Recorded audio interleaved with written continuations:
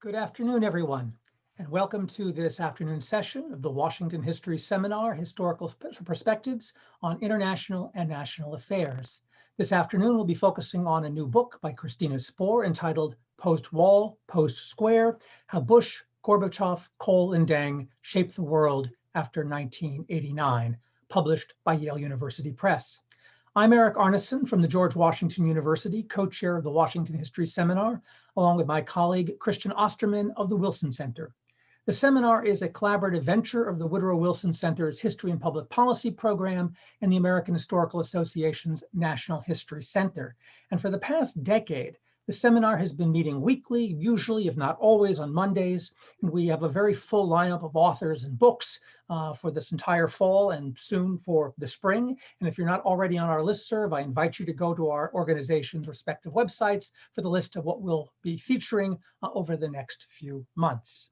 Behind the scenes, there are a few people who make these seminars possible: Pete Bierstecker of the Wilson Center and Rachel Wheatley of the National History Center. I'd like to thank institutional supporters, the LePage Center for History and the Public Interest, and the George Washington University Department of History, as well as a number of individual donors. And as always, we invite you to join their ranks. I should mention that this session today is co-sponsored by the Wilson Center's Global Europe program.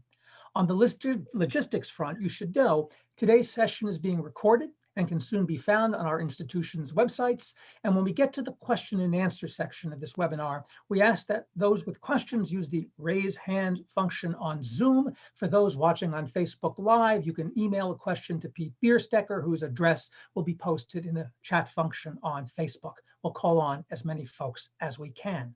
And with that, I turn the screen over to Christian Osterman, who will be moderating today's session. Christian. Thanks, Eric. It's a great pleasure, a really great pleasure to introduce Professor Kristina Spohr to talk about her new book on this very day, on this anniversary of the fall of the Berlin Wall.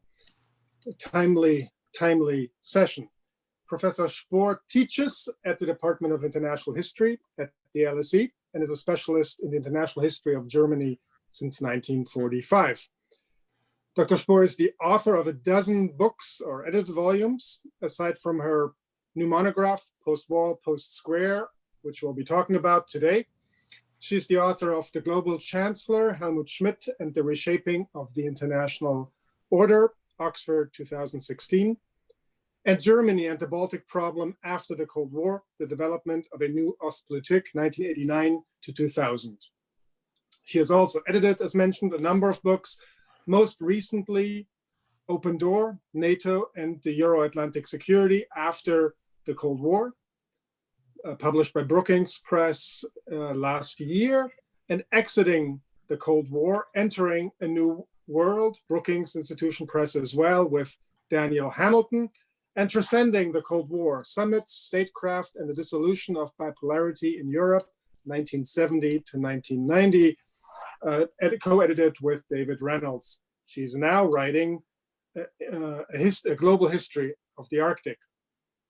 For the last 2 years, Kristina was the inaugural holder of the German Helmut Schmidt Distinguished Chair at Johns Hopkins in Washington, D.C. It's been great to have had her in town for 2 years.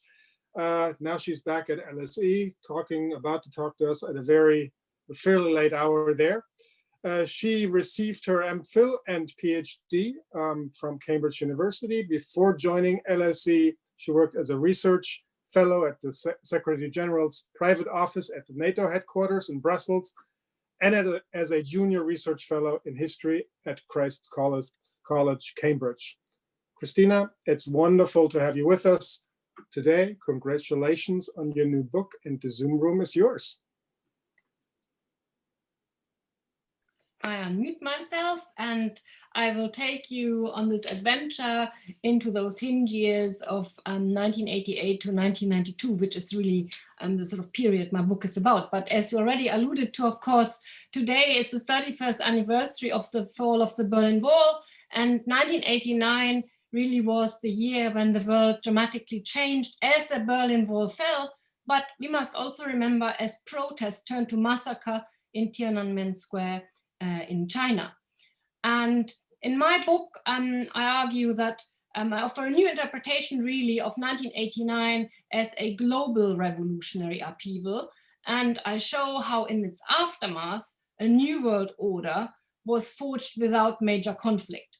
And that is what brings in the leaders. And there was one inspiring quote that I found during my research, which was what Secretary of State James Baker said in 1990. He said, if 1989 was the year of sweeping away, 1990 must become the year of building anew.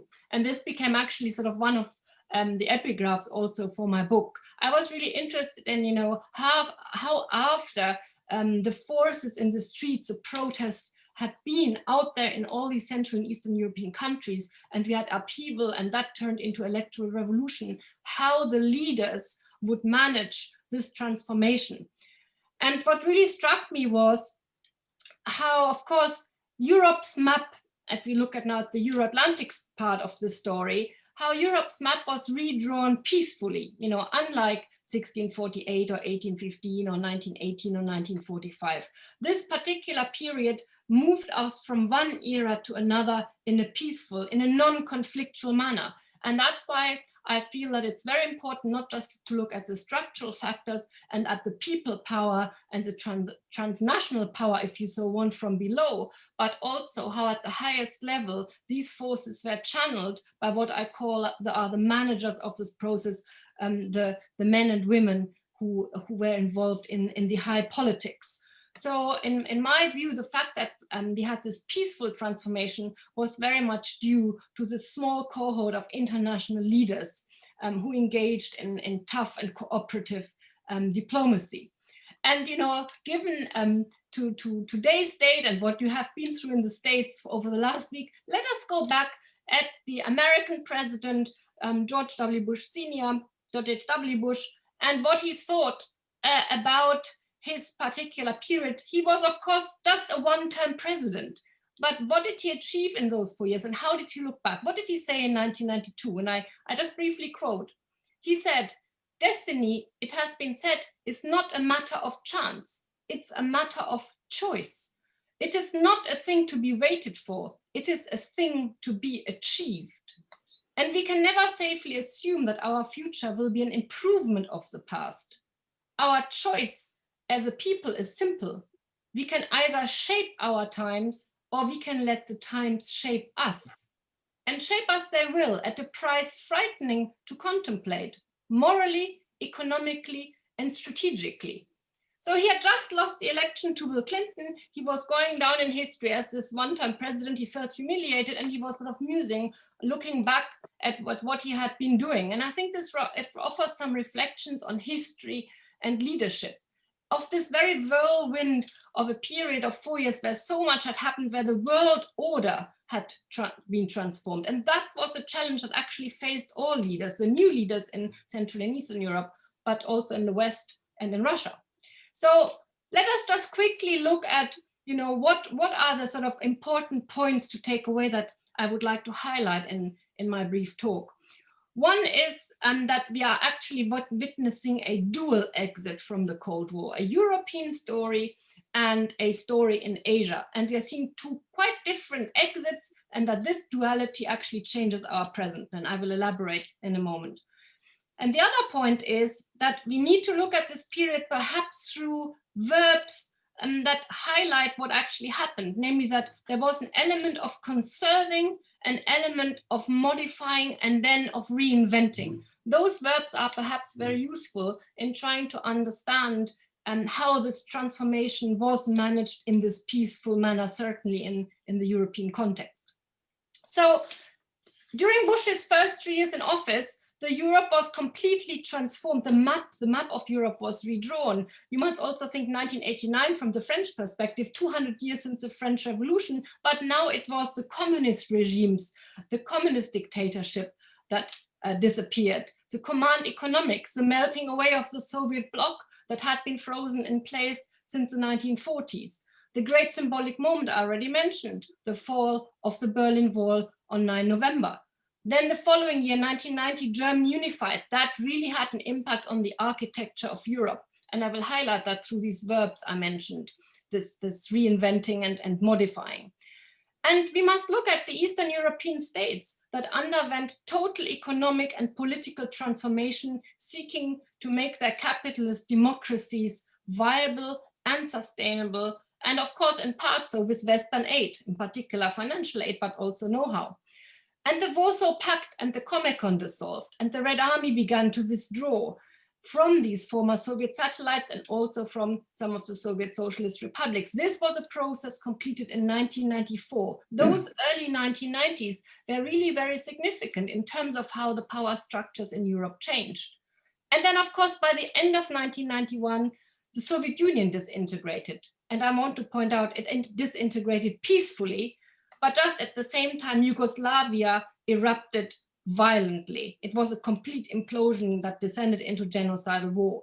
The European community was metamorphosing into the EU, and NATO was establishing a new cooperation council, trying to embrace Eastern Europe and Russia to forge a community of free nations from Vladivostok to Vancouver. This was a time when there was a sort of sense, is it the end of history? We are moving into a new world, full of optimism, full of change. The GATT was becoming the World Trade Organization. It seemed then that Europe would be reunifying as the Eastern Europeans began to knock on the door of those Western structures. We really see this sort of integrationary process and this perhaps linear reading of that this was perhaps in value terms a sense of a Western triumph. Francis Fukuyama spoke of the end of history. And yet if we take that perspective, we very quickly begin to overlook something that was of crucial importance, namely that in China, there was this different exit. There was the repression against student protests. There the Communist Party survived, and we see a sort of reinvention of a sort of communist regime, a one-party state that, however, adopted the economic liberalization and became a sort of state-controlled capitalist state. So, how do these two things work together? And let me perhaps look at this through the examples of what the two leaders did, Gorbachev and Deng Xiaoping, who both in some ways stand for these two exits. So I just use them for now as two brief examples. That also shows this element of political improvisation of management at the highest level. So we must remember that Gorbachev set out to preserve the Soviet Union. He wanted to make it more viable. He sought to reform it, to revitalize it. He wanted to reposition it in the world for a peaceful competition with the West. So in these kinds of ways, he had clear and broad goals, but he had actually little idea how to achieve them. And he started out with partial economic reform, but that quickly became much more radical. And he realized that true restructuring had to have these two sides. It had to combine political liberalization with economic change. And so we see that perestroika goes hand in hand with glasnost, and it's all becoming part of a rapid adaptation process. Then he had this vision for a common European home. And he had a vision for US and Soviet future relationship, superpower cooperation and partnership to overcome ideological differences, working on conventional armed forces treaties and the START treaties. These were signed in 1990 and 1991. He promoted a policy of universal, common democratic values. He promoted freedom of choice also for Eastern Europe, which is something that shocked some of these communist regimes in the Central and Eastern European area. He wanted to bring the Soviet economy into the world economy. And he wanted to work through the UN. Yeah, and this is something we see also, of course, in the first Gulf War playing out. But the more he adapted and the more steps he took, the more he, the manager, lost control. And he lost control of the periphery and in the end also of the heartland. And so he swung more and more to the right, the more he got critiqued at home. And as you know, of course, after the coup, the Soviet Union disintegrated. So he never got to the stage of what I would call reinventing Soviet communism. Yeah, that is sort of the story that had such an impact on the events in Central and Eastern Europe. What happened inside the Soviet Union. And then, of course, its collapse and how we understand what happened to the world order. Now, in China, it looked different because Deng and the party leadership had embarked initially on a deliberately slow, gradual economic reform. That, however, they couldn't control entirely. They got inflation. That led to protests. And of course, the political protests, in particular from the students, lead to a desire for change of the system. And the regime, of course, reacts with the use of force, because what they see in Eastern Europe is something they do not want to see playing out in China. And they want to stay, the Chinese Communist Party wants to stay in control, and that is expressed through the rolling of the tanks in Tiananmen Square and the complete brutal repression of student protest. And so we see that the Chinese in their minds had learned the lessons of what they had regarded as Gorbachev's mistakes, excessive modification and the loss of managerial control. And we have to look at the legacies of China's, what they see as a cautiously managed long-term transformation, because we see them move out of an insular Maoist state into an authoritarian communist capitalist powerhouse with global reach. And that is still playing out today. That is a sort of long-term process that has been playing out for the last 30 years. And I think here we see the communist reinvention of China. And that's why the post-square world is not the same as the post-wall world, to highlight why I chose this title for my book. So to sum up, Gorbachev failed in remaking his union, and Deng succeeded in his view in the way China, the PRC, was remade.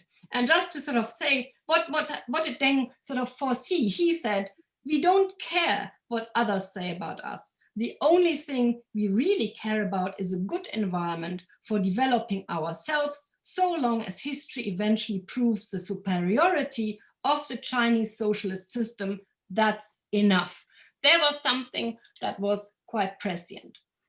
And then perhaps just a third example, briefly brought out because it highlights what happened in Europe and also highlights some of the malaise felt by some people in society in Eastern Germany and around Central Europe, and we see it particularly in Poland and Hungary, towards what is perceived as a sort of post-national European Union, the takeover of an imposition of sort of Western ideas on them. Now let's go back and remind ourselves what actually happened.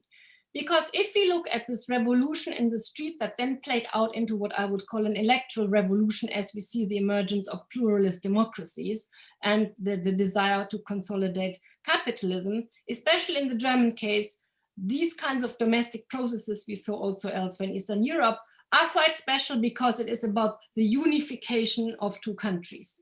And we must not forget whatever is being said today about a so-called hostile takeover, an Übernahme by West Germany of the East Germans. The East Germans went to the ballots. They had their elections in March 1990. And in some ways there was a sense by the leaders that here was a window of opportunity while the world was still stable, while Gorbachev was also still in charge of his country, that compromises could be made and unification brought about rapidly. And in some ways, it was a brilliant idea to put to the East German electorate that if they voted for the party which was effectively called sister party, the conservatives, they would get the Deutschmarks, they would get the West German state structure, they would get that unity and the formation of a state along the lines they were looking for. That was always a mirror image. But of course, to calm down the neighbors, it also meant that as East Germany got absorbed into the stable West German structure and into the Deutschmark zone, automatically that part of the territory also became an EC member. And then through the compromise forged between the victor powers and the Germans, that Germany that remained anchored in the NATO, that calmed down by default also not just the Soviets, but also the smaller West European neighbors and the Poles and the Czechoslovaks, that this Germany would be anchored in the Western structures, and that America by default would then also remain as a counterweight, a European power. And what I want to highlight is really that these architectures that emerged over the German question, they are part of this modification. And then we have to move into a reinvention, and that occurs as both the EC that's moving to becoming a European Union and the NATO are trying to respond to the desire by these Eastern European countries that have come out of the shadow of the Soviets, and especially after the Red Army withdraws, and you have the new democratic governments as they try to make these countries sustainable and stable, that they are knocking on the door of these Western organizations that they see as a beacon of not just the freedom that they had craved for, but also of prosperity. And the shock to the system is really that when the Soviet Union collapses, everybody is worried about instability being exported from over there, from the East, because what we are seeing in Yugoslavia is this complete anarchic collapse of a state and this descent into civil war right on the edge of Europe. And that is what I wanted to emphasize in my book, and why I went into 1992, because I think it's such an important year to understand how out of the ruins of the Cold War something new is built, and how difficult it is to foresee and to construct a new world order, when the new world order that Bush had declared was meant to be based on UN and principles and peaceful cooperation between the Soviet Union and the American partnership. And the moment that second partner disappeared, you have a much more complicated world. You have the rise of rogue states like North Korea. You have China going a different way. You have civil war in Yugoslavia. You have a crisis in Somalia. You have nuclear weapons proliferation worries. Actually, the world looks much more complicated than that linear reading that I highlighted earlier on, that somehow the West, thanks to its values, had triumphed and everybody was just happy with freedom. The world actually was much more complicated in that unipolar moment that we so want to talk about, than how it was perceived at the time and how it was seen in this kind of linear way.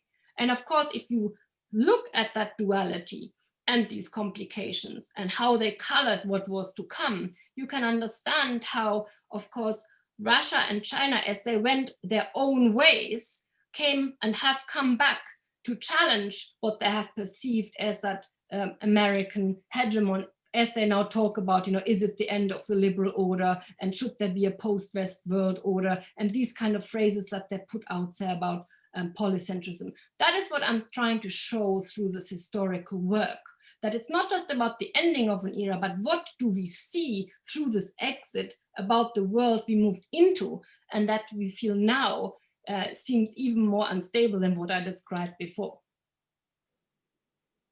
Great, thanks so much. That's a really great opener for our conversation today. Since the History and Public Policy program of the Wilson Center is one of the co-sponsors of the Washington History Seminar in these sessions, and of course, new archival evidence is our sweet spot, I'd like to sort of start off by just asking the question I always think is important, since this is a historical seminar, to ask. Historians don't make stuff up just out of the blue. They look at archives and new evidence and new sources. Could you talk a little bit about the sources, especially the new sources you used for this book? Yeah, so of course I've used a lot of the materials that are out there in the Wilson Center, but I've really tried to combine not just what we have been able to collect thanks to pre-declassifications from the Central and Eastern European countries and from the Communist Party archives, a lot of which is also available in translation either in German or in English, and what is available in Germany, which is quite fascinating because the Germans and the Russians have worked extensively together, that for the summits that they held, we have officially made translations of Russian documents into German that you can read together with the Germans' own internal transcripts. And it's very interesting how the wordings are very different, often on very contentious points, such over territorial question, boundary issues, defense issues, because each side brings their own perspective and baggage to the table. And you can see how in each side's protocols, the national view, of course, is emphasized at much greater length. So you kind of already have to read them together to really understand what exactly happened in the meeting. But I also used materials from the Baltic republics, in particular in Estonia, for example, where you had documents in Russian and in Estonian, depending whether you look at Communist Party materials or at this emergent People's Congress, and what was kind of a foreign ministry, because they had these sort of supposed foreign ministries in the Soviet Socialist republics. I've looked at French and British documents, Finnish documents, and what is available, thanks to Andrew J. Nason, also on the Chinese side. And then, again, what you have in the Wilson archives is, for example, also these transcripts of what happened in the Soviet-Chinese discussions, Soviet-Indian discussions, and then much more when you start digging in the Bush library, how much you can find of conversations both between the Americans and the Chinese, but also then memoranda.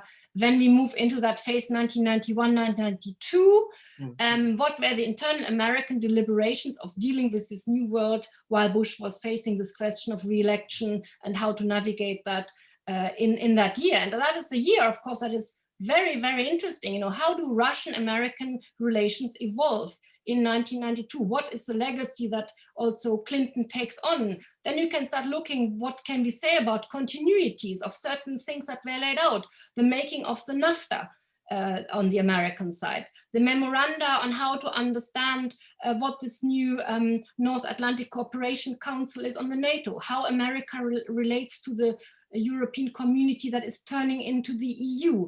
1992 is very, very interesting also, you know, should America play a military role in that conflict in Yugoslavia or not? What do we make of international legal questions?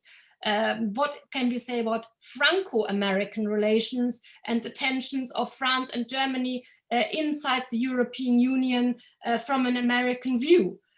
Questions of trade, you know, how to push on the GATT and the free trade area while America is feeling defensive over its recession, over Japan still being, you know, potentially the new global economic world power before that bubble bursts. All of that was completely new. Materials from the IMF on how, you know, the Western banks, for example, Deutsche Bank and the Americans went to talk to the Russians about their economic situation, how to undertake shock therapy. I mean, in particular, bringing together the economic and security side of this massive transformation that was occurring, not just in terms of power politics, but also in terms of the economy. Great. You've clearly looked at a vast set of materials.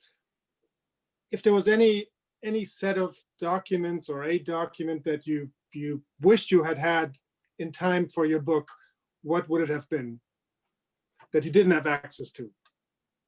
I think I would like to know still a little bit more from the Russian side, to get something from those very first, I would say 8-9 months of the Yeltsin era. What did he exactly mean when he sought partnership with the United States, when he talked about joining NATO? Before he did that turn, and why he did then that turn at the end of that year already towards reconsidering, is Russia perhaps not a European or Western power? Should Russia not turn back to China? Why did he do that? And then looking into 1993, I would also still like to know more really from that period. And of course, the Yeltsin Foundation is not the same as the Gorbachev Foundation. Thank you. Let me look a little bit at the place of your work in the historiography. It's your very readable book is clearly accessible and in part meant for a broader audience, and I hope it will be received that way. Specialists, of course, know that this period, the end of the Cold War, 1989, and the early 1990s, has been a very fruitful and I should also say contested area of research. And if you could just place your book in that historiographical setting, what would you say are the most important historiographical intervention of this book? You alluded to some of that in your talk, of course, and the title makes clear that it goes beyond a Europe focus. But if you could elaborate a little bit on this, I think it'd be helpful to kind of get a better feel for our audience of, what's your place in this debate? Okay, some of the early debate and some of the early books, but also actually some of the anniversary books focus primarily on what they call the revolutions. So they are being made allusions to 1776, 1848, in which it was 1989 different. Or there are books that focus in particular purely on transnational people power and how people power was really important. Then you have books that focus on national perspectives, in particular on that period 1989, 1990. Yeah, like for example, my colleague Mary Sarotti wrote this excellent book, or Vladislav Zubok wrote on the failed empire, the collapse of the Soviet Union. Serhii Plokhy wrote about the end of the Soviet Union. We have a lot of really excellent monographs on particular countries and their fate. Or we have books on the superpower relationship, such as by Robert Service, who writes about the end of the Cold War from 85 to 1991 from that superpower perspective. I didn't want to fall into any of those particular niches. That's why I say I look at effectively what is a period of hinge years, and it just happens to be, the more I looked into it, that it sort of tallies with that Bush presidency, yeah? And that's why it's also, because I tried to understand this period not as the end of the Cold War, I was interested in this exit from the Cold War. How did we transcend? How did we move from one period to another? It wasn't just in 1989 and then the wall had fallen, then everything was hunky-dory. Oh, there was Tiananmen Square and they did something different. The whole point was to look, how did all these different processes interact? And some of these processes, such as European integration, had been on the go in particular since 1985, since Delors became EU commissioner. So we had certain processes that were ongoing all along. We had the discussions of world trade going on all along. Did this change, this transformation of world order act as a catalyst or as a stopper? And I very consciously bring back in the last two chapters, which are not just, oh, now I also talk about 1992, but I'm trying to say, because we move from bipolarity into this time that might be called the beginning of a unipolar moment that perhaps then lasts 15, 20 years, the interesting thing is that we are looking at what are the ruins from that disintegration of the Soviet Union? How do these post-Soviet successor states try to align to the new world? How do we deal with conflict that we thought that now that we move into a more peaceful era, how do we deal with it? So I look at that first US intervention into a civil war, namely in Somalia. You know, we think about these images about the hunger, but it was about the civil war, and America was very concerned, should they, like they had in that Gulf War, intervene? And yet here it would be intervening in a country that had a government. It wasn't about an invasion, about a breaking of international law by sort of a territorial annexation. It was a completely different story. And how do you do that? And what is the legitimation? How do we move out of defensive warfare into out of area activity by NATO? So what I'm trying to say here is that by looking at these new evolutions in 1992, I open it out to the present, and then I suddenly realized that that's why there we can see, you know, why were certain paths chosen and some not. You know, there's a lot of debate, oh, should there have been a pan-European structure? Well, if we had all time of the world and we had time to, you know, to imagine and have utopian dreams, and maybe that would have been possible, but there were real issues constantly on the desks of these politicians, and they had to think, you know, what is the devil I know? How do I make that work? What are my options? And how much scope do I really have if I'm pursuing particular interests? And I'm trying to also create win-win situations in a cooperational spirit. How much leeway and time do I have to try new things that I have no clue about whether they work at all? And by the way, then the next crisis happening. So like, for example, the coup in the Soviet Union, right? So you try to constantly create some predictability and stability. And what is so fascinating that the leaders did so. So what I'm trying to say is, while so much emphasis has been either on a very national, narrow perspective, or perhaps particular bilateral or regional areas, or because it has been driven by the trend of, oh, we must look at, you know, either culture or society, I'm trying to understand this time as a transformative time.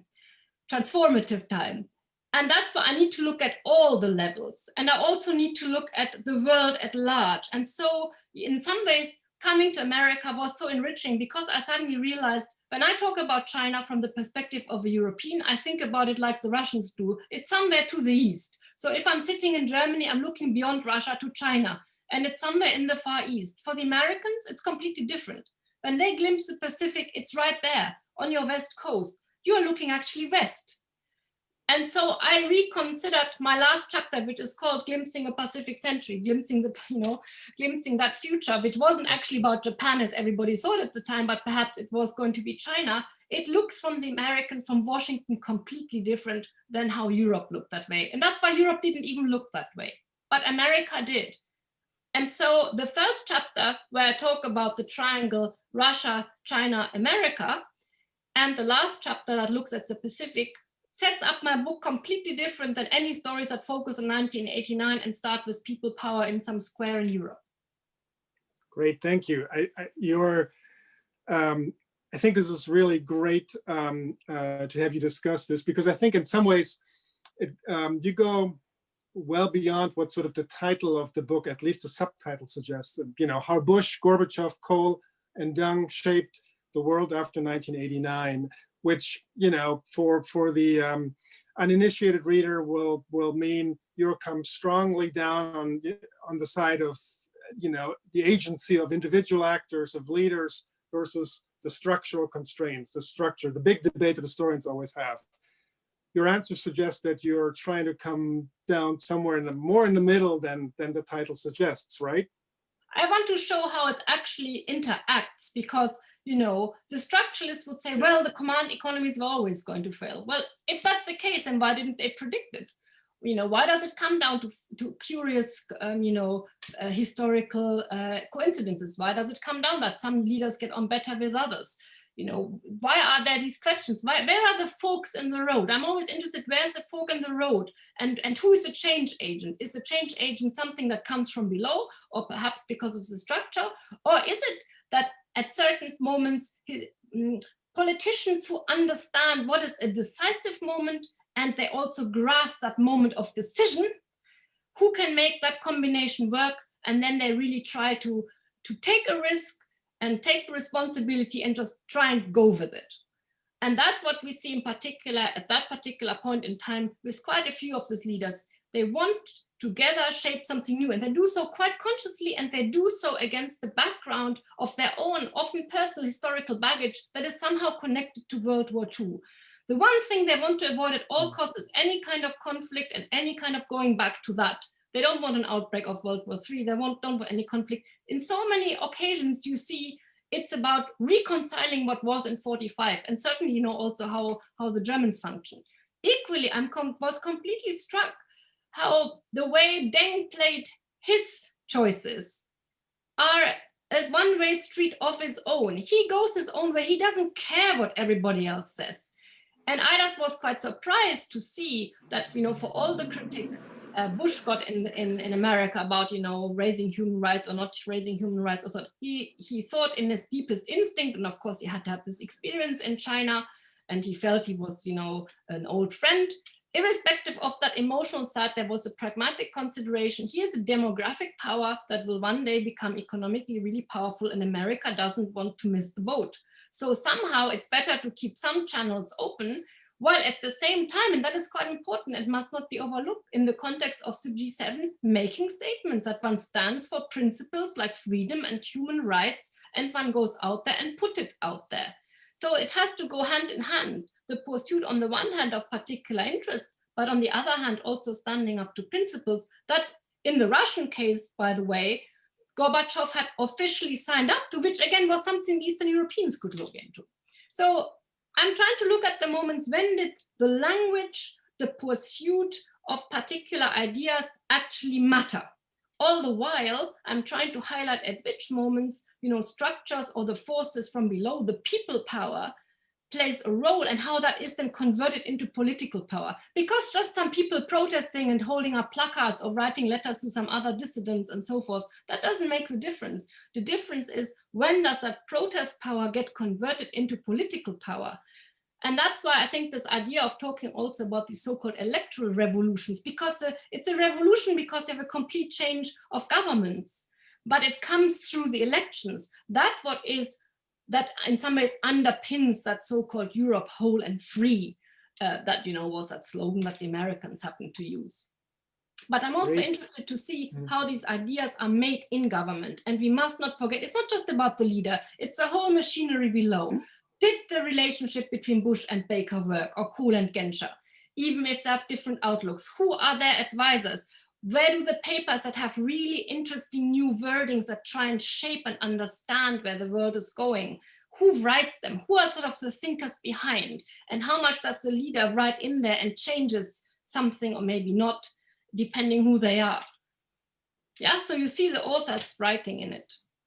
Thank you very much. I have lots more questions, but I want to invite my co-chair to ask a question and join the conversation, and also remind our viewers that you can start getting in line with your questions using the raised hand function on Zoom, or use the chat function on Facebook Live if you're viewing us there, to pose your own questions. Eric. Thanks, Christian. I mean, this book covers a short period of time, but countless issues. And you do so in an incredibly kind of vivid way, in which you make negotiations and policy deliberations come alive. We could talk about 1,001 different subjects in this book, but we don't have that time. So I would like to just throw out one set of contrasts that takes place toward the end of the book, in which you talk about the kind of the principles of conservative management on the one hand, the role of individuals and their relationships in the outcome of various problems or crises, and the larger principles. And you mentioned a few moments ago, when do you stand up for principle? George Bush put forward a vision of a new world order.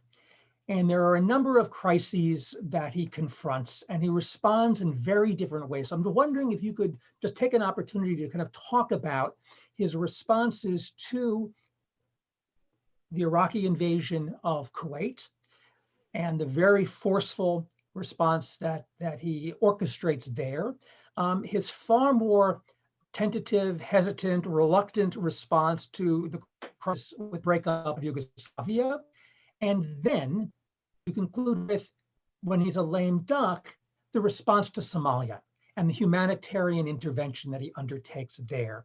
And so trying to kind of line up kind of principle and a new world order with these three different crises takes some work or is difficult. If you could talk about how and why, as you do in the book, he responds so differently in those three instances. So the invasion by Iraq of Kuwait happens, just on the back of this whole German unification diplomacy. And this, it's sort of, we are looking really at a period now from August 1990 to the spring of 1991. So the crisis begins with a bigger country, a Soviet client state, if you so want, invading Kuwait. And this is, of course, at this time when everybody talks about, the Helsinki principles, the UN principles in this context of Europe, in this context of also talking about the principle of self-determination and sovereignty, here's a clear infringement of the territorial integrity of one country when another one invades. And of course, the Western world, yes, they are outraged. But of course, there's this question of what will the Soviets say, considering, Iraq is their former client state.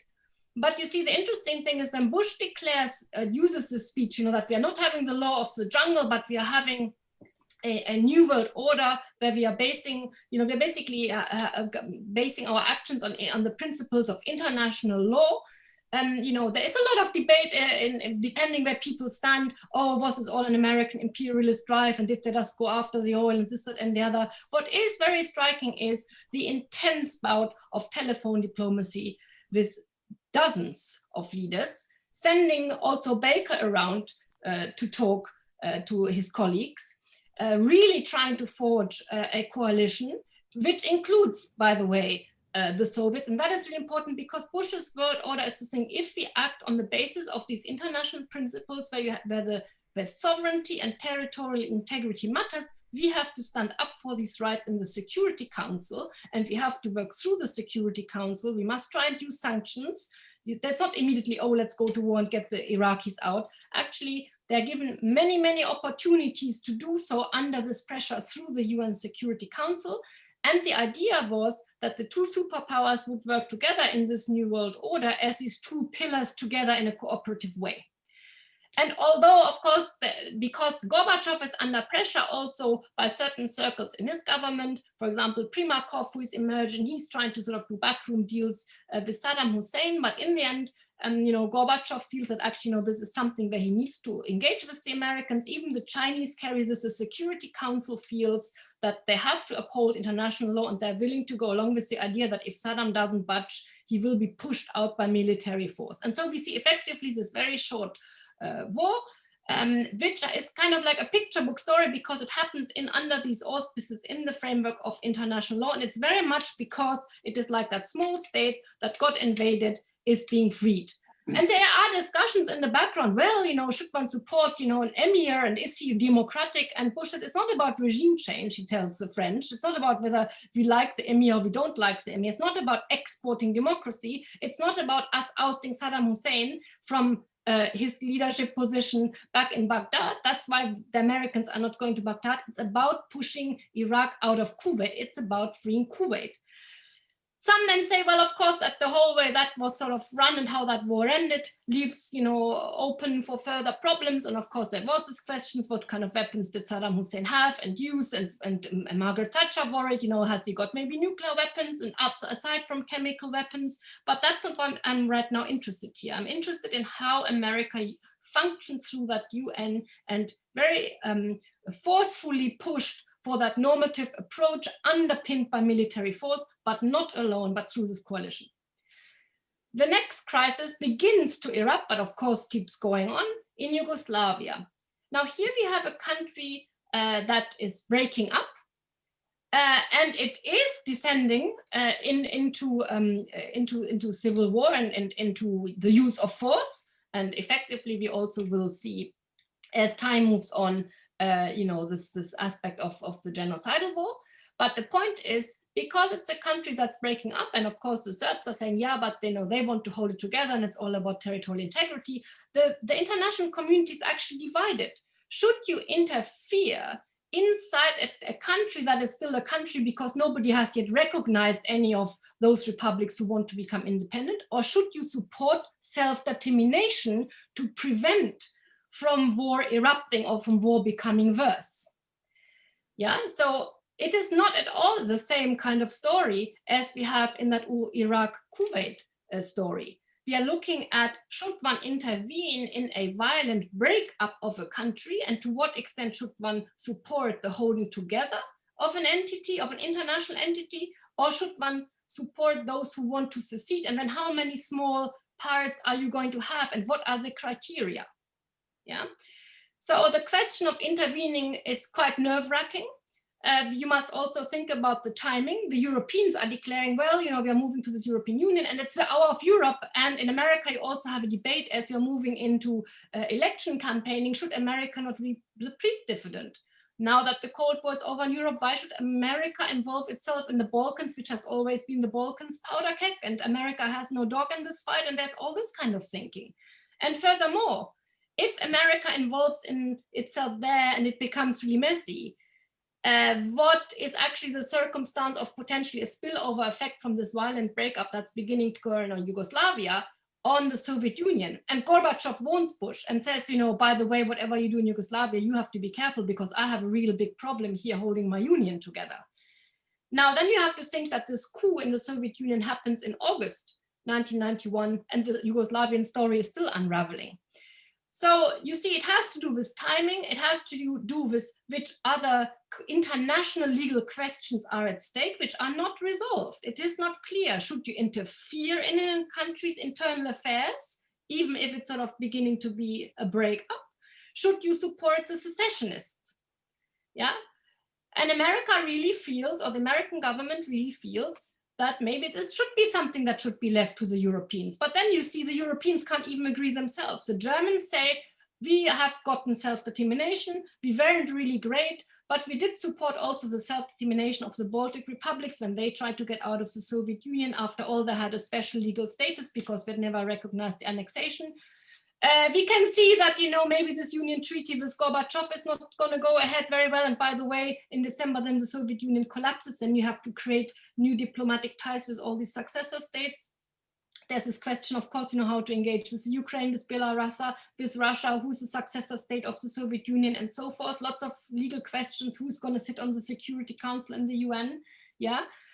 And the French and the British who think, no, maybe we should hold Yugoslavia together and support the Serbs here, and maybe we don't like that the Germans are pushing the other side, and actually we have a real big issue here in Europe. And the French say, in any case, if we want to engage militarily, maybe we should use the WEU, namely the security arm of the EU, and not look to NATO and keep the Americans out of it. So it's a completely different, messy situation. And for America, it's really a sort of sense, no, this is legally complicated, politically complicated, and the Europeans have just declared it's the hour of Europe, so maybe we should let them have their pie and eat it. And of course, then one could go on and talk about what happens over the next 4 or 5 years. But that is in a nutshell the story in 1991. Now, then you mentioned Somalia. Well, that is now that year, that is that election year for Bush. And it's complicated because here again, you have a civil war situation in a country, in a third world country in Africa, but it's tied also to a humanitarian crisis of hunger. And you have to think this is the age of CNN. Bush gets these patches that is really hell on earth, and thousands of people dying every day. There's also that sense maybe you shouldn't intervene because it's inside a state which technically has a government. It's not the same situation like Yugoslavia, but can you let thousands and thousands of people die because all of your food aid that the UN is meant to be distributing can't get there because there's a civil war situation? And it's really very, very reluctantly, and perhaps also because of the imagery that is being seen, that in the end Bush comes around, and again after many, many rounds of telephone diplomacy, and after actually the UN Secretary General says, well, your colleagues are all busy trying to resolve somehow Yugoslavia, but here's a poor man's war, what are you doing there? That there is a sense that here is the opportunity for a new type of mission, namely a so-called humanitarian intervention. Short, like in the first Gulf War, very nerve-wracking for the Bush administration because it's actually interfering in a country's internal affairs, although it's perceived that that government, is a decomposing government and it's not very stable. But military power accepted in this very short form because it's a humanitarian intervention to prevent people from starving to death and dying. And nobody can bear these pictures of these children, of which I put one in my book. Because, we see two images around this time. We see the pictures of the children in Somalia. A year later, we will see pictures, of camps in Yugoslavia. And that is supposed to be the new world order, the happy new world.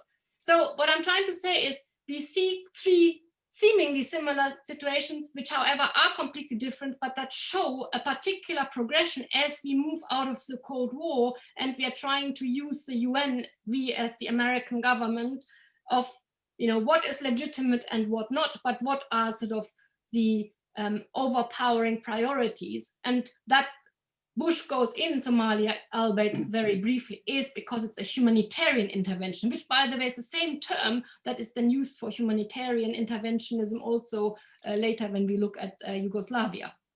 That is a change of what allows the so-called, in the NATO context, out-of-area actions, but that allows under international law engagement inside a country's circumstances. Thank you. Thank you. We have a couple of questions that have reached us via the chat room. And again, I encourage all of you in the Zoom room here to use the raised hand function to alert us to your desire to pose a question. A question from Piotr Kozicki.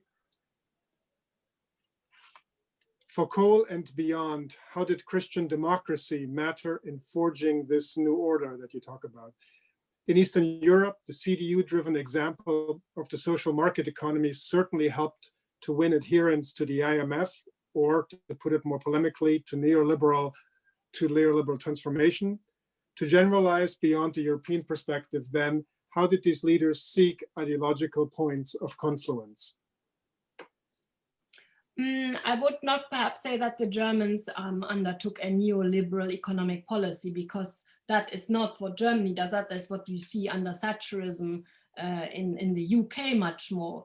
in some ways you could say, although in Germany you have the soziale Marktwirtschaft, the social free market, if you so want, is perhaps closer to the Nordic models of a welfare state, even if in Norway or Sweden, for example, it's more social democratic driven. In Finland, it's more conservative party driven. What actually is quite striking, that when you see the conversion, the change, the transformation from the command economies to the market, to the capitalist economies in Central and Eastern Europe, you see something much more drastic. In fact, you see something much more neoliberal. So look, for example, at Estonia. They peg their money to the Deutschmark, but effectively they undertake austerity policies and shock therapy and very little social policy. So that is actually much more neoliberal. In some ways, I would say that some of the Eastern Europeans look much more in that sense to the British or American model. In fact, the British documents that only just came out last year highlight that actually Britain had hoped that it would have a really great role to play in Central and Eastern Europe, because it could embark on its own expansion of its sphere of influence as an exporter precisely of that neoliberal model, which would mean, you know, shock therapy and pretty much laissez-faire and monetarist policies. And there's the German model in some ways is quite costly precisely because it has that sort of social underpinning, even if it comes from the Christian democratic side originally, you know, under the Adenauer era, and then the social democratic one. So I think that perhaps explains much more why, for example, let's move 10 years on, and we see this confluence between George Bush Jr. and the Eastern Europeans and the new Europe versus the old Europe. Who are America's friends when it comes to, you know, activities elsewhere in the world, including that fatal Iraq war in 2003. The bodies are seen in that post-September 11 world in Central and Eastern Europe precisely because there seems to be more connection there than actually with Western Europe and all that what is perceived as this heavy, costly, social democratic, or at least say, you know, some kind of social web kind of policy that comes with high taxes. Yeah. We have a question from Steve Thina that actually builds right on what we were just talking about. To what extent do you think the shock doctrine, the shock therapy strategy impacted the change in the Soviet Union and Eastern Europe? So what was the impact? Well, I mean, if you look at the Soviet Union, we see the impact. Yeltsin completely, you know, didn't have any law and order and just let shock therapy run the course. I mean, nobody had a playbook how to move out of the plan into the capitalist model while also undergoing, in terms of governmental change and change of governance, from the one-party state into a pluralist one. So, you know, you could say in Germany it took 30 years to have this ungleichung, you know, to really get to a sense where you would say, well, actually, if you drive around Germany, things look pretty good in the East, and there isn't really a difference in terms of living standards. Then, I don't know, there may still be differences in terms of salary levels, but then, you know, Hamburg is always more expensive than Dresden. But the point is, what I'm trying to say is, that here where you have that kind of absorption model where there was already a ready country that would pump, you know, in the end 3 trillion of euros into a place with 16 million citizens, it took 30 years.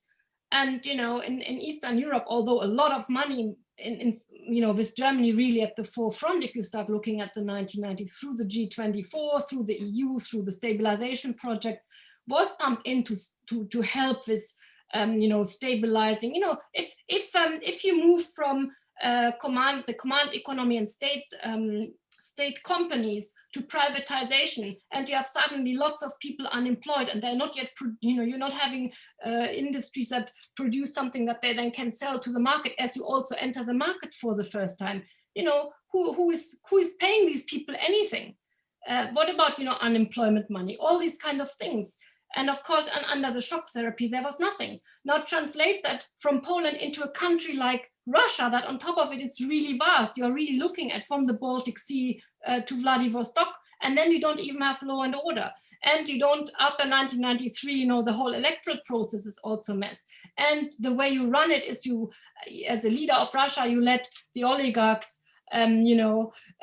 take over vast aspects of the state companies, you are getting a complete mess.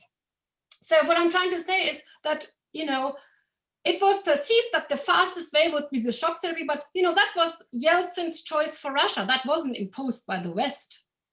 And I think that is really important to know that, although there was a lot of framing and supporting, in the end, you could say many of these countries, in terms of, if you just measure it in money, you could say, well, these are bottomless pits. Just look at that East German example and think about that. That was supposedly the most advanced command economy in the Eastern Bloc. And now think of bigger countries with much bigger problems, never mind Russia. And you ask yourself, who would fund that? And especially if you can't even get structures of governance into place where it is easy to organize investment and change. Sorry, it's very difficult to say it in 2 minutes, but. Yeah, thank you very much. Let's go to Penelope Peastrunk. Penelope Peastrunk, if you could please unmute yourself once you get the alert.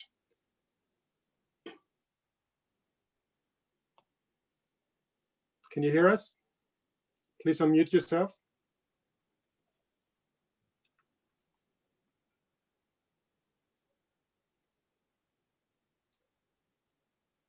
Please unmute yourself. We can't hear you right now.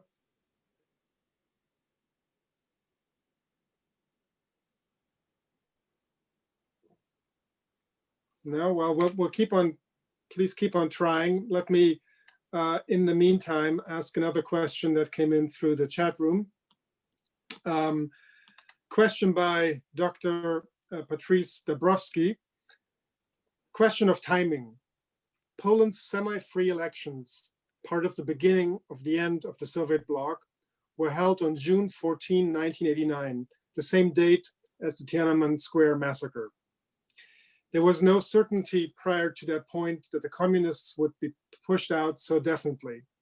And Poland was the first domino to fall. My question is, how obvious was the change in Europe at this early date as seen from Asia? How prescient was Deng in June 1989? Were Gorbachev's reforms over the previous years enough to set him on edge? Absolutely. I mean, it was the 4th of June. So on the 4th of June, when the tanks rolled in Tiananmen, when the Poles went to the polls, and you now have to think about, the time difference. When the Poles got up in the morning, they already saw those images, and they were, of course, not sure, what may happen in Poland. I mean, everybody was on the edge. And now we have to go back to the Manhattan speech when Gorbachev spoke at the UN in December 1988. And basically publicly, and he had said it a few times before, and some of the Eastern European leaders, even some of the more reform communist-oriented people and leaders, like, for example, in Hungary, had heard it before, this aspect of the abolition of the Brezhnev doctrine combined with the freedom of choice policy. You can go your own socialist way, but in any case, however you run your reforms, we will not intervene with force. Now, the Chinese had listened to this already quite carefully, but they were also seeing, what was happening inside the Soviet Union, where you see in particular in the Baltic republics, but also in the spring of 1989, of course, the incidents in Tbilisi, the protests, and of course the crushing by the Soviet military forces. But they're seeing a sort of unraveling inside the Union itself, but they're certainly seeing that the satellite states are moving away. And, Poland, we see the elections on the 4th of June, but we have had already the process of the round table. We have already had, again, mass strikes for at least 1 year before then. So in terms of, yes, the actual political change that occurs in the summer, and then Hungary begins to follow suit. But the Chinese already held Gorbachev a big, big speech when Gorbachev visited China in May 1989. In fact, they were so worried about Gorbachev's visit to China. The students had, they weren't just waving flags for democracy and had dreams of the Statue of Liberty and so forth. They had signs saying, Gorbachev, we love you. Gorbachev, we want your perestroika also in China. There was really this also said, Gorbachev is the young guy, Deng is an old guy. Gorbachev was the alchemist of communist reform.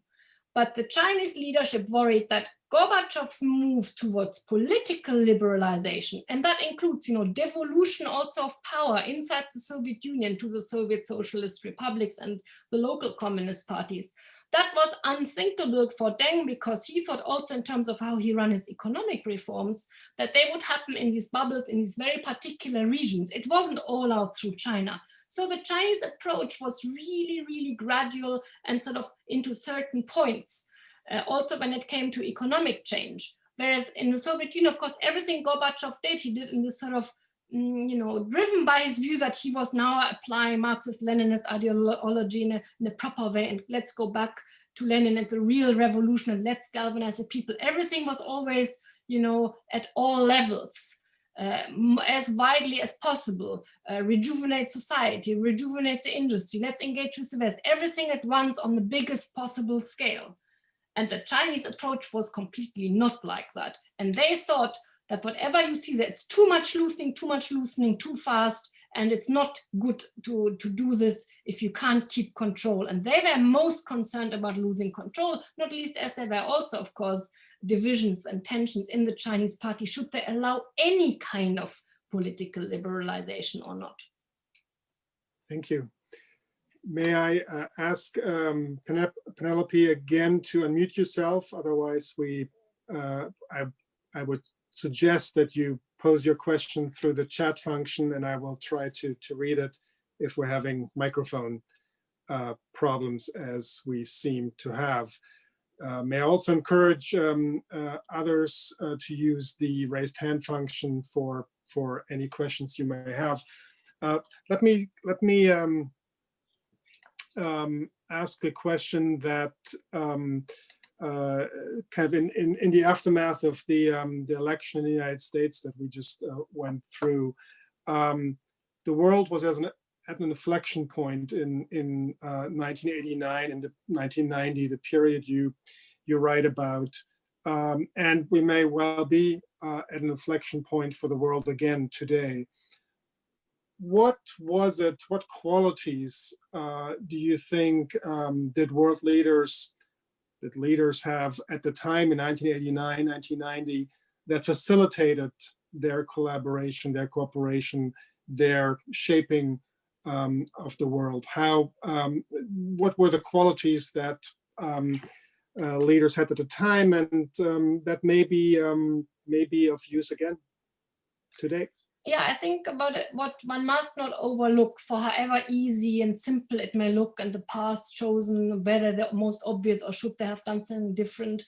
The point is, I'm showing that there's also in friendships quite neuralgic situations. So for example, we know that France and Germany, they are pushing the European project, but Mitterrand got very, very concerned about a more powerful Germany that might then influence these new Central and Eastern European liberating states, and what will be Germany's role inside the EU, and will actually German unification become such a big national question that it derails the whole European project altogether, and will the Germans go their own way and play a sort of Schaukelpolitik, a policy, hovering between East and West and wanting to be their own power without any institutional constraints. So what I want to say is, for all the positive outcomes and the way Kohl and Mitterrand held it together, and considering that, I think they would probably say that they even had a friendship, irrespective of their party political differences. France had a neuralgic fear. Thatcher tried to play with it by going back to talk to Mitterrand about, the two world wars, and bringing up all that baggage and the question of, where should the German boundaries be, and can the Germans be trusted, and what about the Oder-Neiße line? But Kohl really worked hard trying to, telephone Mitterrand, every couple of weeks, writing letters, and they even had meetings face-to-face in Paris, in Latché, on the coast in France, personal meetings where they tried to sort of overcome these issues that sort of kept rubbing up against each other. Of course, there was also then the complicated triangle with Delors, because perhaps Delors was more on the side of Kohl when it came to the political project advancements of the EU, whereas Mitterrand was, of course, particularly keen to push the economic union so that the Deutschmark would be bound in, and Germany wouldn't just, become so dominant in terms of markets, potentially in Central and Eastern Europe, and as an economic powerhouse on the continent that would dominate all. If they were tied in, that would be a good thing. So friendship, yes. deep trust somewhere also, but there was something very neuralgic too. Thatcher, for example, no doubts where she stood, but in some ways, and I'm sad to say this as a woman, but it was completely shrill. She would sort of come out of the box and say things, and the Foreign Office would try to rein her in, and she in some ways managed to maneuver herself to the fringes, despite Britain's powerful position as a victor power, and of course, despite being technically America's special friend, that special relationship. We must not forget that is always in the background. And yet Bush had declared Germany partner in leadership in the spring of '89 in Mainz in May 1989.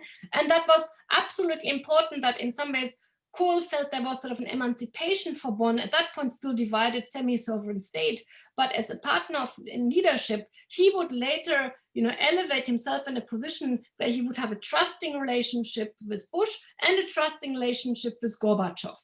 But this wasn't just the leaders, it also happened at the level of the foreign ministers, at the level of defense ministers, at various levels of government. In some ways you could say, and I hate to use the word, but there was sort of transnational, intergovernmental engagement. Yeah. And so what I'm trying to say is whatever their national interests are, and I'm trying to show this in my book, every person or representative of their state was quite clear of their national interests. But there was also significant will that if they were going to manage this upheaval, and everybody was worried, what is coming next? What is happening next in Eastern Europe? What will happen with boundaries? What will happen with Gorbachev's position? Is Bush under a lot of pressure at home? Everybody was always watching what everybody else was doing.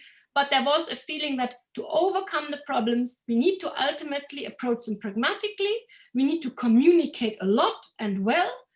We have trusting relations inside the governments that we have to really use. We have to give ourselves these indications that we do have this trust, that we try to create predictability while we pursue our interests. We talk together as allies as we meet in various organizations, and build on that trust. We're trying to look for win-win situation where there's something for everybody to take home ultimately to the electorate. And that included Russia. And it wasn't just like, Gorbachev was the weakest link. Of course, Gorbachev was in a very weakened position, but he always had the lever, of course, pointing to, that he's under pressure from the generals, that he needs more money. It wasn't like he had no cards in his hands. And of course, the biggest worry for everybody is, what happens if you get somebody else? Who may that be? Might that be Yeltsin? Might that be a general? Who knows? It could have completely gone differently. And it would be now wrong to start speculating in a virtual history way what that might be. But that was always in the back of people's minds. And when you then look, from moving from one day to another, and what would have landed as pieces of paper on these people's desks, the things they had to manage, weapons proliferation, terrorism, rogue states, protests in the street, economic problems, an election coming up, you have to learn to prioritize.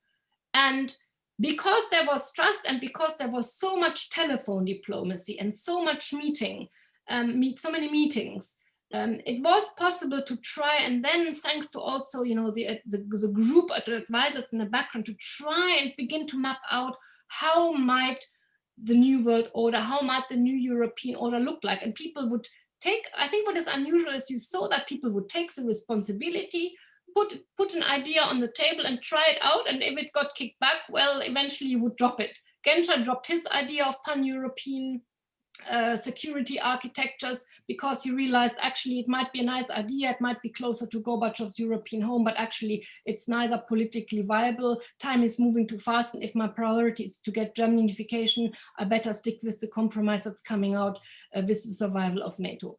Or Mitterrand had some ideas about, European structures and concentric circles. And he realized, no, maybe that EU enlargement that Kohl was banging on about would be a better pathway, to begin to integrate Eastern Europeans as they knocked on the door. And, so that is how it was sort of a bit of a give and take. There was a bit of leeway, but I think it was really underpinned by a rather pragmatic approach, and this idea that we need to keep the peace. We need to create predictability, even if we stick with our particular national interests, and we must not be afraid to spell out what we think in as far as we can, and of course, certainly amongst allies. Thank you. Eric? Our colleague, Hope Harrison, who can't be with us, does pose a question. And she asks, were there certain aspects of the world or of the specific leaders in the period that you cover that facilitated collaboration between world leaders? And do you see circumstances in which that kind of close collaboration on a major international issue, such as German unification or the 1990 Iraq War, could be repeated today or in the near future?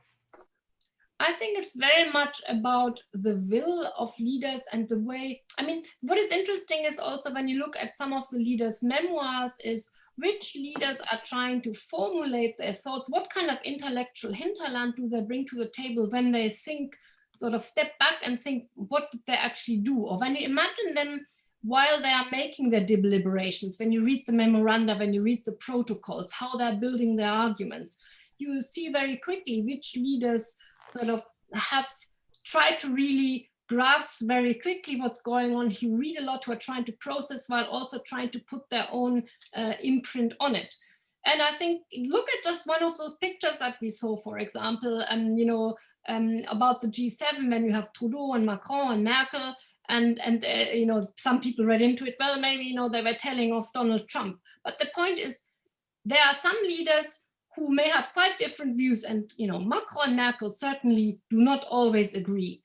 But I think we can have no doubt that both sides prepare really hard when they have meetings or when they go to the G7, that they talk in the margins, they try to find ways to overcome differences in viewpoint, how to manage a crisis so that when you come out of your big negotiations, you can go out and communicate via a speech or a press conference, a sort of clear line that you can create an Erwartungshorizont, a sort of expectation horizon, that, it's communicated to the public where this is going to go, but it's also, of course, a communication in terms of creating some kind of predictability and underlining certain goals. That is not the same as when every day you wonder what's the next tweet and what's the next emotional impulse. If leaders either act by, you could say that perhaps impulse-driven politics that is, all over the place and no strategy is visible is the one that creates most uncertainty. We might not like what Xi Jinping we might not like what Xi Jinping means when he says an army is not there to sort of do nice marches, an army has to be prepared to fight war. And we might worry, what kind of signal is it? Or we might not like when Putin says, actually the North is ours and we need to put a lot of military into the Arctic, and that is, that is Russia's, and Russia is the biggest power, and we must challenge the Western world because the liberal world order has outlived itself. We might not like it, but you could say, if you put yourself into the other person's shoes, and if you read and listen to what they say, you have to navigate and work around it, and you have to make clear what your own red lines are and how far you're willing to go and how much you're not going to communicate. So, so you try to keep communication channels open, but you have to decide how much you give and how much you take, where you are. But at least you have something to work with. That is, of course, when we look at the Cold War, what was détente about? How did we get, when détente started to collapse, why did that happen? How did that come back? Why did détente alone not cause the sudden end of the Cold War in 1973, say? So we have to sort of think, how do we make complicated relationships manageable? And I think that's what is really interesting also in the period I'm looking at. The common goal was, and there was an understanding, we're moving into a new era. We don't quite know how to grasp what that is, but how do we make it manageable? How do we engage with each other, and how do we communicate? And what is the power also of speeches? I found it really interesting to look at how in each country, at a certain point, leaders would spend quite a long time with their teams to try and think, how do we now communicate that something new is happening to the public?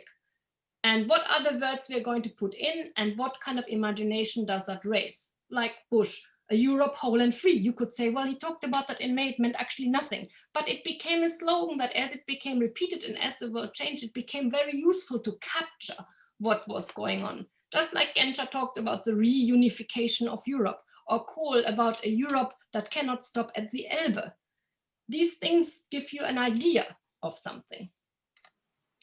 You spoke just now in your last few answers about the sort of very pragmatic attitude on the part of a number of the leaders, about risk-taking, about some new ideas. But would it be mistaken to argue that in some ways your book suggests that the diplomacy of that period was really dominated by a conservative diplomacy? I think you must not misunderstand when I use the word conservative. I mean by that you talk about and think about it in terms of preserving. I don't mean now particular party politics. Like I said, Mitterrand was a socialist, but he was also trying to hold certain realities that mattered to him to make it work from what he could extrapolate where he would want to go. So when I talk about conservative, I mean really the verb conserving or preserving. Keeping something that we know. I mean, Rumsfeld said, he talked about we don't like the unknown unknowns. But politicians, like all human beings, actually often prefer the known knowns and try to somehow change them and then muddle through, then make a complete break and start something completely different. It's like in human relationships. Do you completely break off a relationship, or do you rather try to somehow keep it work because actually it's the devil, and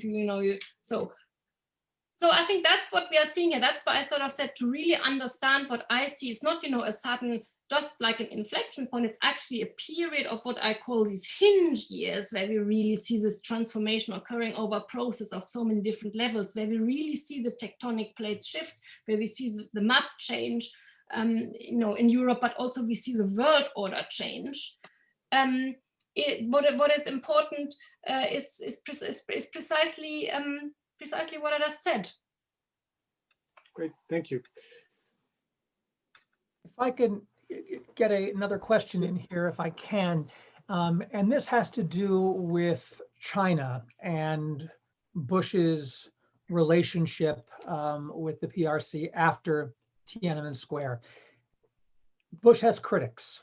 There are many in Congress and in the broader American population who are appalled by what takes place and seek a harsher relationship or a harsher response to China than Bush takes. I mean, he does take steps, but you write of the various kind of back channel communications and visits from his people in secret to keep those lines of communication open. So I'm curious, as I read the book, and you will correct me if I'm wrong here, I get the sense that you find, and this is not just descriptive, but you find the approach that Bush takes to be reasonable and perhaps effective under the circumstances. Am I misreading that? Or is what you're writing more descriptive than I think it is? No, I think in interpretative ways, I think I'm trying to say I wouldn't say he's blind, but of course he has a soft spot for China because of course he feels that that was his comfort zone. Remember, Russia as such wasn't his comfort zone, the Soviet Union. A lot has been made, did he make a pause? Well, yes, in some ways he wanted to reevaluate. He didn't just want to be a Reagan number 2, but of course his interests were two things when he came to power. One, first of all, whatever is happening in the world, you need to line up your allies. And there were really big problems with the short-range nuclear forces and the divide between Germany and Britain. And it was really important for him to engage at the NATO with his European allies and to make sure that functions well, that there's good trust and there's a good relationship there from his perspective under his governance. But the other thing was he was desperate to try and have a relationship with the country that he knew, and he thought what America hadn't been able to do so well under Reagan, and the Soviets had gone rather nicely, was now that he could use the opportunity to somehow get something going with them. And of course, because Hirohito dies in Japan, he gets this sudden opportunity to even get to China before the long-planned summit of already that Gorbachev had. So the Americans got there first. And it's, of course, a complete shock in some ways to the system that when you have just put out your feelers and you had quite productive conversations in February 1989, that in June, that door is shut. And there's absolutely no doubt that the Bush administration thinks that what happens in Tiananmen Square is completely unacceptable. And at the G7 summit, the Americans completely underpin the declarations on the human rights violations, and they are imposing sanctions. The question is, should there have been more sanctions, and should one have cut relations altogether? Well, it's the same question you can ask, what happened in the 1970s? Was a complete freeze in relations between America and the Soviet Union a good thing? Why were the Europeans all upset? Why was Helmut Schmidt all upset and saying, well, somebody has to go and talk to Brezhnev in the Kremlin? Somehow the conversation needs to go, keep going, even at a lower level or with a different country, because if you don't talk, you have nothing. And the question is, how much do you punish and how much do you need to engage? Because it's not just about whether you engage or you don't engage at all, but whether if somebody else might engage, then that might again, shift the power balance. So, the Americans, the Bush administrations had to consider two things. On the one hand, yes, you have just made all these speeches about Europe, Poland free, about freedom, about the winds of change. And of course, the Republican government was by no means not convinced about. Of course, they were completely convinced that that is what America has to stand for, the beacon of freedom. And what the Chinese had done was completely disrupted that. But if you didn't engage at all, was it a risk too far that perhaps with these changes going on, both in the Soviet Union and China, would you want that maybe somehow Gorbachev and Deng would find a way of getting together, even if Gorbachev had gotten this dressing down from Deng? Could you be sure that this may not happen? And then you would have those two against you, that old China card question, because you don't know what comes next. So, and considering that worry that here is a demographically really big country, that if it gets indeed the economic change going, and moves out of being, the most advanced developing country into an economic powerhouse over a long time, can America afford to not have any relationships there? So what I'm saying is we have to make the judgment call on the normative side, on the moral side, on the one hand, and the realpolitik side on the other hand, given the world we live in. And I thought it was quite interesting to see how they tried to manage this. So, Bush's personal letters were saying that also didn't go very far. So that only thing that remained was what had worked in the 70s to try and do this back channel thing. And frankly, if you look at the discussions between Scowcroft and Deng and the Chinese president and various other Li Peng, they were pretty horrible. I mean, basically the Americans got told to stuff themselves, not interfere in Chinese internal affairs.